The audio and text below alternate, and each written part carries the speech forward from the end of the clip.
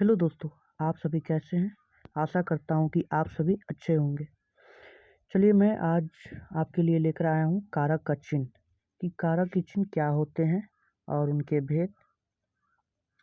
इस वीडियो में मैं आपको पूरा कारक के चिन्ह के बारे में बताऊंगा, ठीक है, ताकि आपको कोई दिक्कत ना हो। तो चलिए बिना देर किए मैं शुरू कर रहा हूँ। यहाँ पे देखिए, ये है कारक चिन्ह। कर्ता कारक 8 होते हैं। कारक चिन्ह जो होते हैं 8 होते हैं। कर्ता, कर्म, करण, संप्रदान, आपादान, संबंध, अधिकरण, संबोधन।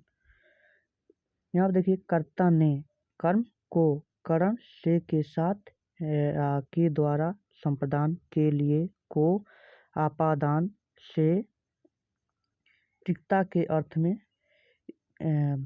मैं आपको आगे समझाऊंगा, संबंध का, के, की, अधिकरण में, पर, संबोधन, हे, अरे।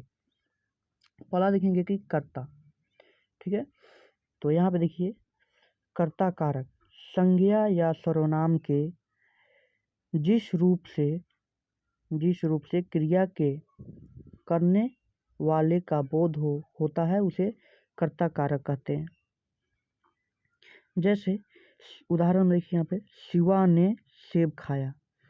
तो यहाँ पे देखिए, इसमें कर्ता चिन्ह क्या होगा? ने, शिवा ने, ठीक है।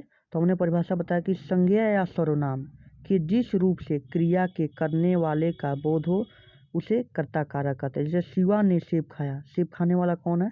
कर्ता, तो शिवा। दूसरा होता है कर्म कारक। जिस व्यक्ति या वस्तु पर क्रिया का फल पड़े उसे कर्म कारक कहते हैं, ठीक है। एक बार फिर से देखिए, जिस व्यक्ति या वस्तु पर क्रिया का फल पड़े उसे कर्म कारक कहते हैं। उदाहरण, राम ने रावण को मारा। जैसे यहाँ पे क्या हमने देखा था कि कर्ता ने कर्म को, यहाँ पे राम ने रावण को मारा, ठीक है। और देखेंगे थर्ड नंबर, करण कारक, ठीक है।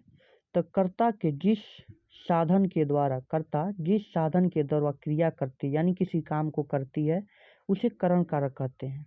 जैसे उदाहरण, ठीक है। तीसरा क्या है? करण से के साथ या के द्वारा, वही है कि कर्ता जिस साधन के द्वारा क्रिया करती है उसे करण कारक कहते हैं, ठीक है। जैसे शिकारी ने बंदूक से हिरण को मारा। शिकारी ने बंदूक से हिरण को मारा, ठीक है। अब चौथा देखेंगे, चौथा क्या है? संप्रदान के लिए या को, ठीक है। क्या है चौथा? संप्रदान के लिए या को, ठीक है। तो यहाँ पे 4 नंबर में है कि संप्रदान जिसके लिए क्रिया की जाती है उसका बोध कराने वाले संज्ञा अथवा सर्वनाम के रूप को संप्रदान कारक कहते हैं, ठीक है। फिर से एक बार देखिए, संप्रदान कारक जिसके लिए क्रिया की जाती है उसका बोध कराने वाले संज्ञा अथवा सर्वनाम के रूप को संप्रदान कारक कहते हैं। जैसे उदाहरण, पुष्कर के लिए फल लाओ, ठीक है। हमने यहाँ पे 4 नंबर में क्या देखा था? संप्रदान के लिए या को, ठीक है। यहाँ पे हमने देखा था संप्रदान के लिए या को, ठीक है। तो वही है 4 नंबर कि संप्रदान जिसके लिए क्रिया की जाती है उसका बोध कराने वाले संज्ञा अथवा सर्वनाम के रूप को संप्रदान कारक कहते हैं। जैसे उदाहरण के लिए, पुष्कर के लिए फल लाओ। अब देखेंगे 5 नंबर, ठीक है। 5 नंबर क्या है? आपादान कारक, ठीक है।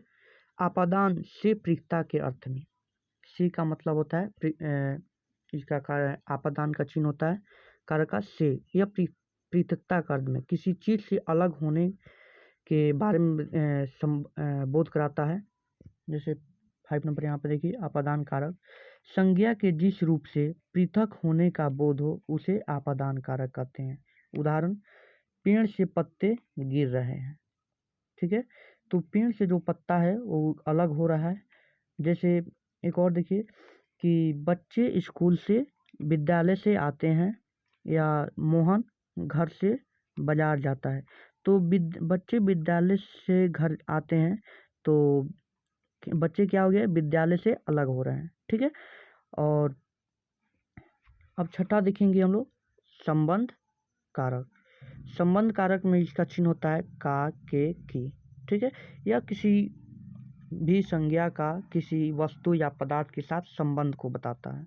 ठीक है, ये जो 6 नंबर है संबंध कारक, ये जो किसी वस्तु या पदार्थ को किसी व्यक्ति से संबंध बताता है। ठीक है, या किसी वस्तु से। तो यहाँ पर देखेंगे संबंध कारक, संज्ञा के जिस रूप से एक वस्तु या पदार्थ का दूसरी वस्तु या पदार्थ से संबंध का बोध हो उसे संबंध कारक कहते हैं। जैसे उदाहरण, यह अमर का घर है। ठीक है, तो यह संबंध बता रहा है कि यह अमर का घर है। ठीक है, जैसे यह राम का धनुष है। ठीक है, तो यह संबंध बता रहा है कि यह राम का धनुष है, राम से संबंधित है। ठीक है, अब देखेंगे 7 नंबर। ठीक है, अधिकरण। अधिकरण का जो कारक चिन्ह होता है वो होता है में, पर। ठीक है, अधिकरण का जो कारक चिन्ह होता है वो होता है में, पर। ठीक है, तो इसका हम देखेंगे 7 नंबर अधिकरण कारक। ठीक है, संज्ञा के जिस रूप से क्रिया के आधार का बोध हो उसे अधिकरण कारक कहते हैं। एक बार फिर से देखिए, अधिकरण कारक, संज्ञा के जिस रूप से क्रिया के आधार का बोध हो उसे अधिकरण कारक कहते हैं। जैसे उदाहरण में उषा छत पर बैठी है।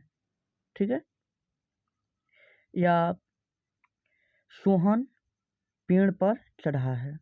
ठीक है, तो हमने क्या बताया था परिभाषा कि संज्ञा के जिस रूप से क्रिया के आधार का बोध हो उसे अधिकरण कारक कहते हैं। ठीक है, अब देखेंगे 8 नंबर संबोधन, हे अरे। ठीक है,